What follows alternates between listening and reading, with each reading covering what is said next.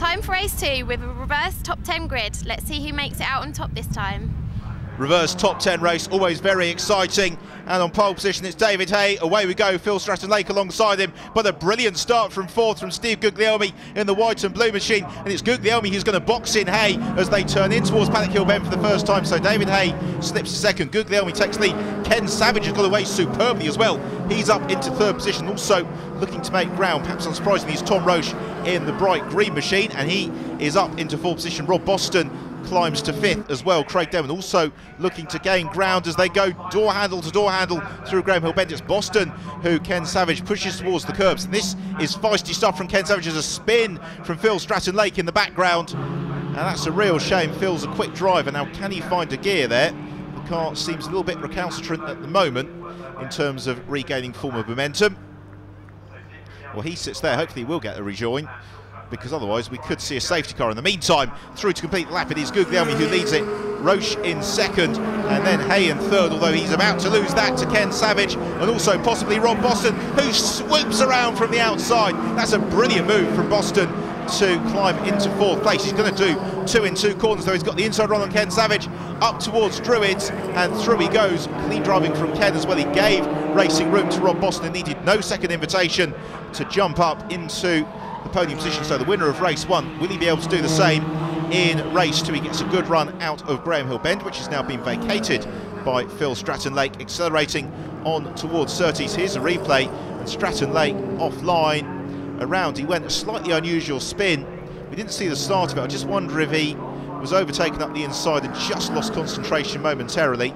Slightly uncharacteristic to see Phil having a spin. Meanwhile, the leaders, all three of them all together, and it's a challenge for the lead from Tom Roche up the inside of Guglielmi. He goes, and Boston's going to try and follow him through as well. Rob Boston slightly rear of the car. He's got the inside line as they accelerate through Clark Curve and onto the Brabham Straight. This is really good driving from Roche and Boston, and they do manage to overhaul Steve Guglielmi, although Guglielmi wants to dispute that on the brakes into Paddock Hill Bend. And look at that from Ken Savage in fourth. So late on the brakes, he was deeper into corner than any of the three cars in front of him, so it's now fourth for the lead, climbing up the hill towards Druids. Still Roche to the inside, Boston to the outside. Then we have got Guglielmi and Savage, with David Hay still gamely staying in the mix in fifth position. Boston challenging up the inside into Graham Hill Bend, no way through there though. And the two leaders, though, just trying to put a little bit of daylight. They've got about 2 car lengths advantage over Guglielmi, who has got his mirrors absolutely full of the car of Ken Savage over the curbs through Surtees. And having to go the inside line is Tom Roche, because Rob Boston is looking very anxious to get through here. Here's a replay of the move from Roche a lap ago on Guglielmi. Brilliantly judged manoeuvre. Guglielmi then slightly missed his braking point, and that was enough for Rob Boston to say, thank you very much, I'll come through and take second place if you don't mind, which is what he did as they accelerated on towards Paddock Hill Bend. Further back, what adventures do we have? And it is Jake Hodson running wide, and he absolutely clatters Seth Walpole. So Hodson, having collected the car, then takes home a souvenir of the DTM in the form of one of the sponsors' hoardings. And here is then the move for the lead, which we've missed, but it is Boston repeating that move out of clearways through Clark Curve, and he has taken the lead from Tom Roche. So now Boston leads it, Roche in second, Guglielmi third, Savage in fourth, and Craig Denman comes up into fifth position. It's been a really strong weekend's racing this from Craig as he moves ahead of David Hay, although David Hay, the form he's showing in this second race makes you wonder just how well it had gone had he not been tagged in that opening lap incident in race 1, which really wasn't his fault. So leading 6 cars, accelerating through. They've got Dave Carr then in 7th already. Boston now pulling away from Roche, and this is really where the battle is, as Savage makes a brilliant move on Steve Guglielmi up the inside into clearways. That was really bold driving from Ken Savage. There was a car's width and no more left to him by Steve Guglielmi, and he took it.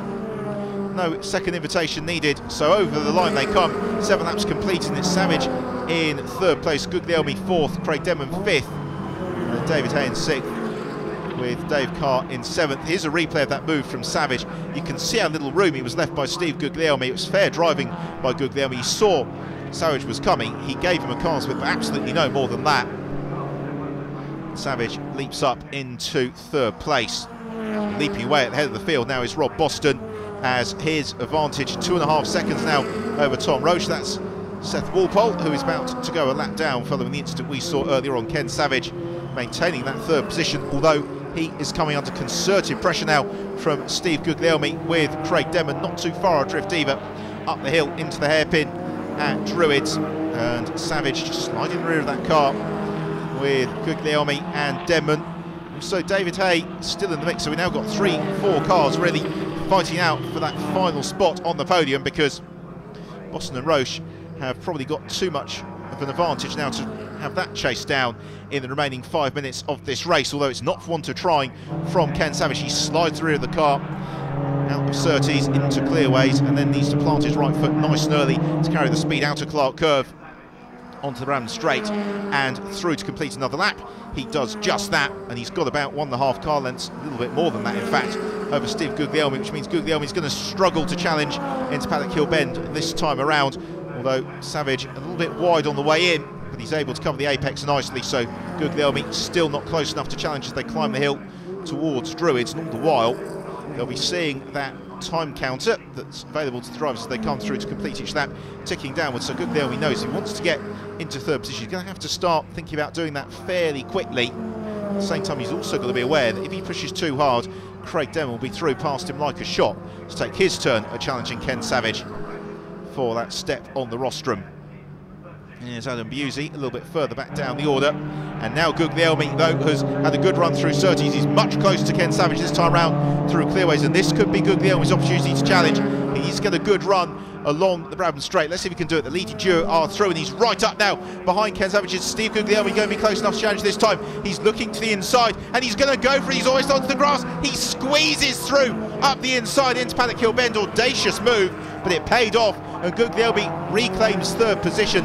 He judged that to perfection, and that was super driving. Steve Guglielmi is a vastly experienced racer, and he put all of those years of practice to the test there, but it was enough to gain the place. But now, can Ken Savage fight back? Here we see it again. Guglielmi looking to the inside. Savage gave him racing room. Again, fair driving from Ken Savage. Guglielmi able to squeeze through, but where's Guglielmi gone now? It's Ken Savage who's going to come through in third position. There's Guglielmi at the back of the shot. He's just behind Dave Carr, so I wonder if we've had a moment for Steve Guglielmi, who we last saw in third. He's now down in 7th position, anxiously trying to climb up from there. So it's Savage in third, Denman 4th, David Hay in 5th. Here's a replay. This may give us some answers. Through Surtees, everything looks fine there. On the brakes into clearways, and the rear of the car snaps around. Quick 360, good avoiding action stuff there as well from Ken Savage, and Craig Denman very nearly poaching third position as we are very much into closing stage of the race.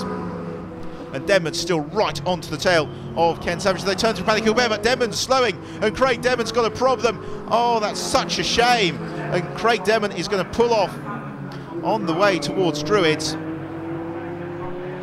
And Craig is such a quick driver, but he really sometimes fails to get the luck or the rub of the green, and that has been one of those occasions. So he's out of the race, as heading into clearways for the final time en route to the checkered flag is Rob Boston. It's been an emphatic performance here in front of the large crowd and the Formula One driver spectators here at the DTM, and Rob Boston has done just what he needed to do as he claims his double victory in the Lotus on Track Elise Trophy here at Brands Hatch in emphatic fashion from Tom Roche in second position. And Ken Savage it is who does hold on for third place. David Hay in fourth, not able to get quite close enough. And Steve Guglielmi rounding out the top 5 from Dave Carr in sixth position. Hand out the window, waving to the crowd, Rob Boston. As we take a check of the final results, with the win for Boston, Tom Roche second, Savage third, David Hay fourth, Guglielmi fifth, Dave Carr an excellent sixth, Adam Knight in seventh, another Adam Busey, this time in 8th, Neil Stoddart in 9th, and Mark Yates rounding out the top 10. Again, a good drive from Mark, and that was a good scrappy out with Neil Stoddart as well throughout much of the race. Nigel Hannam in 11th, Lee Hodson 12th, Taos Radstock in 13th, Paul Baker, solid run for him into 14th, Michael Duke 15th, Phil Stratton Lake, after that spin earlier on, could only recover up into 16th position. Well, the hard work of the weekend is done. It's time to uncork those magnums of champagne on the podium.